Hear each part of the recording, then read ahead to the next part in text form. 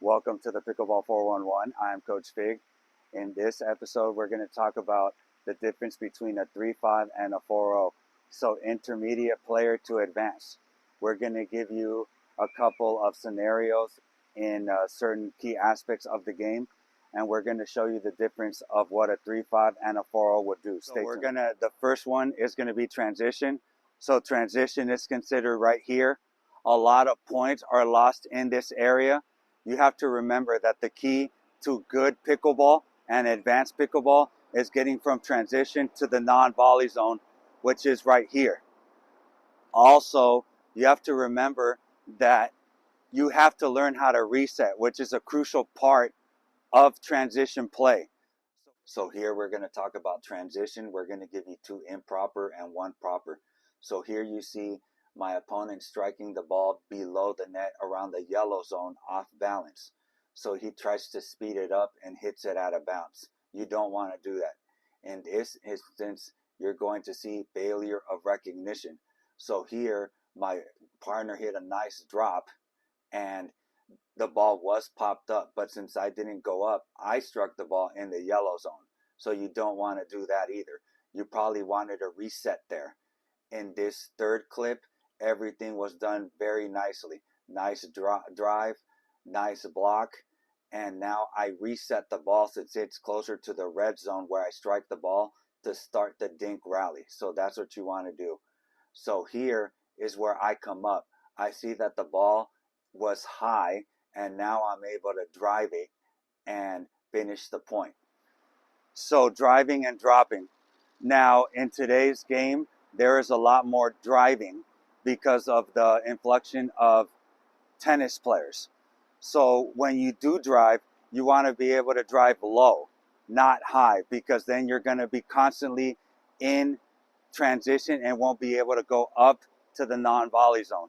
Also, what you want to do is when you do drive the third shot, you want to start dropping the fifth shot, because the ball most likely when it's blocked, it's around this height. So you don't want to re-drive that. The reason for that is because you're hitting from down here, so you're going to go up. So it's easy for them to drive it down at your feet. So we're going to show you a couple of good drives and a couple of bad. So we're going to talk about driving and dropping. When you drive the ball, try to aim for the chicken wing. You will most likely get a pop-up as you see here. The other thing you want to do is drive down at your opponent so they're not in a winning position and hitting down at your feet. So this is an important part right here. When you drive, you don't want to speed up the fifth shot. You want to drop the fifth shot. So it's the third shot drive, fifth shot drop.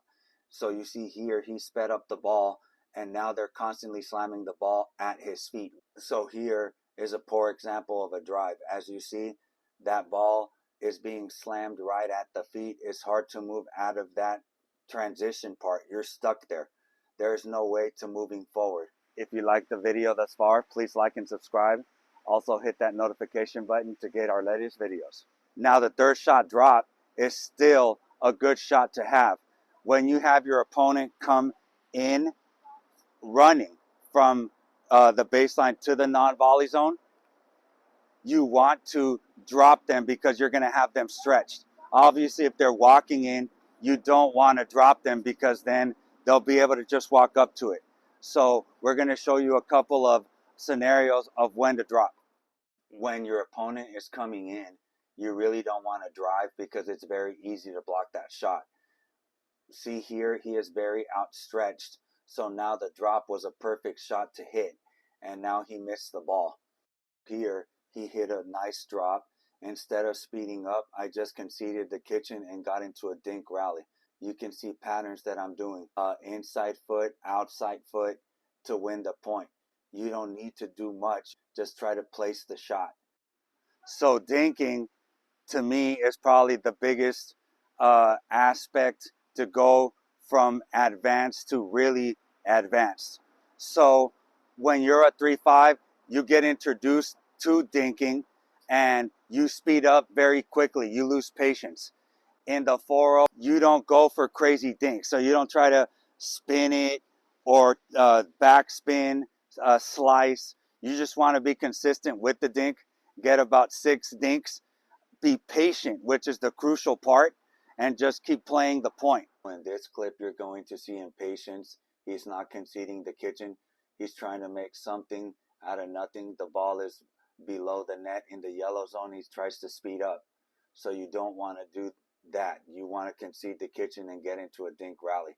So here you're going to see a nice dink rally, good movement, but here you're going to see impatience right here. He maybe dinked twice and now he sped up the ball. You don't want to do that. Try to get into a long dink rally. That's what 4-0s do. And as a bonus tip, letting out balls go out. Now I see this in the 3-5 a lot, even in the 4-0. When the ball is this high with pace, they're still smacking the ball when they're in transition. You want to let those balls go out. It is head height, and a lot of times it's with no spin. It's just a straight line drive. You want to let those balls go out and win points easier. So we're going to show you those scenarios right now. So here the ball is about to be slammed, and if you notice, I backed up to transition. My paddle is down because most likely the ball is going to be struck at my feet. So all I did was move to the side and avoid being hit by the ball. When you're at the non-volley zone, it's the opposite. You should have your paddle up. My partner had his paddle down. He squatted, but then he stood back up. If he would have moved to the side, he would have avoided that ball and not get hit. So remember, if it's high, let it fly. So in this video, you learned the difference between what a 3-5 and a 4-0 would do in transition, dinking, letting out balls go out, and driving. And by you guys watching the scenarios, I hope you get to see the difference of what they would do and pick up a couple of tips to help you guys out in open play and in tournaments. So if you liked the video, please like and subscribe, and thank you for watching.